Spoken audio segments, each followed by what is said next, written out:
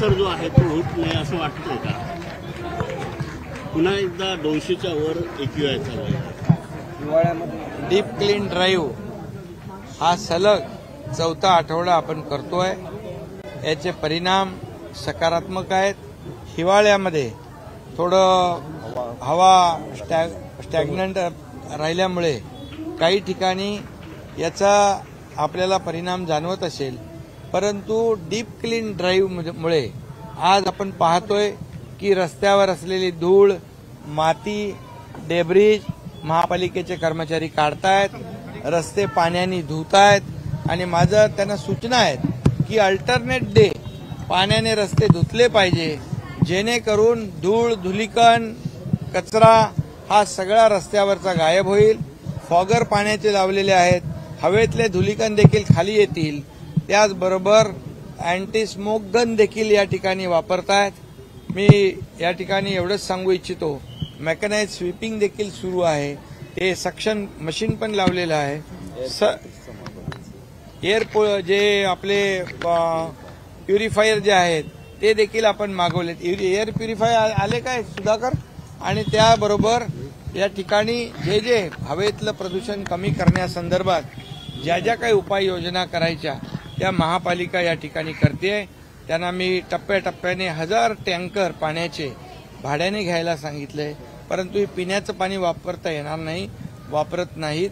Recycle केलेलं पाणी, बोरिंगचं पाणी, जुन्या विहिरींचं पाणी यामध्ये वापरलं जातंय, जेणेकरून पिण्याच्या पाण्याचा देखील गैरवापर होणार नाही याची काळजी आपण घेतोय.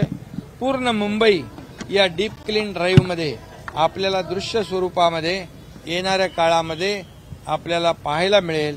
मुंबई इंटरनॅशनल सिटी आहे, जगभरातले टुरिस्ट इथे येतात आणि म्हणून मुंबईमधले रोड, फुटपाथ, गटर्स, नाले, पब्लिक टॉयलेट, मेन रोड, अंतर्गत रस्ते, गल्लीबोळातले रस्ते हे सगळं स्वच्छ करण्याच्या सूचना मी दिलेल्या आहेत. सर, वरळीत आज आपण डीप क्लीन केला, खरंच इतकी अस्वच्छता आहे?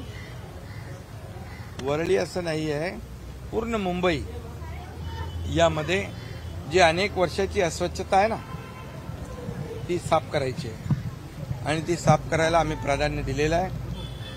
मी एवढंच सांगतो, यामध्ये मुंबईकरांचं आरोग्य जे आहे हे सुदृढ राहावं, प्रदूषणमुक्त मुंबई व्हावी, स्वच्छ व्हावी, सुंदर व्हावी, निरोगी व्हावी, हे आमचं टार्गेट आहे, अजेंडा आहे. त्यामुळे कुणाला काय वाटतं यापेक्षा मुंबईकरांना काय वाटतं याला आमचं महत्त्व आहे.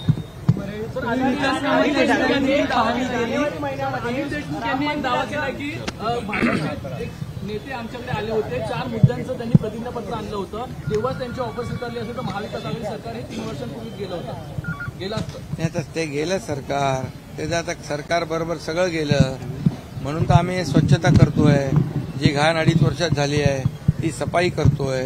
काही लोक म्हणतात मुंबईची लूट होती आहे, परंतु मुंबई महापालिकेच्या तिजोरीवर ज्यांनी दरोडा टाकला ते दरोडेखोर जर आम्हाला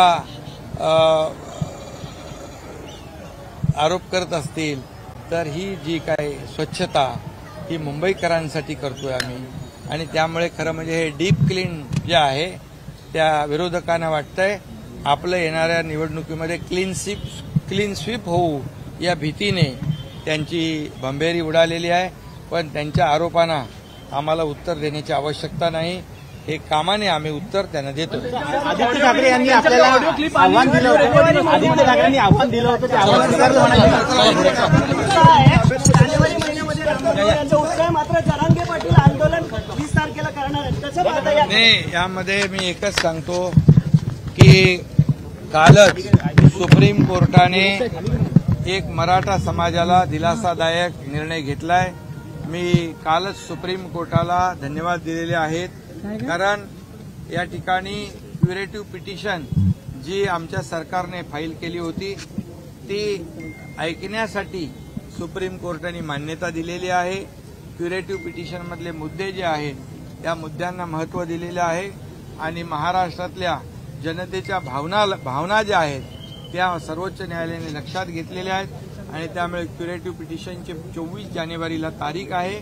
त्यामध्ये जो मागासवर्ग आयोग गठीत केलाय सरकारने त्याच्या माध्यमातून एम्पिरिकल डेटा गोळा करण्याचं काम युद्ध पातळीवर सुरू आहे आणि मराठा समाज मागास कसा आहे हे सिद्ध करण्याचं काम मागासवर्ग आयोग करतोय.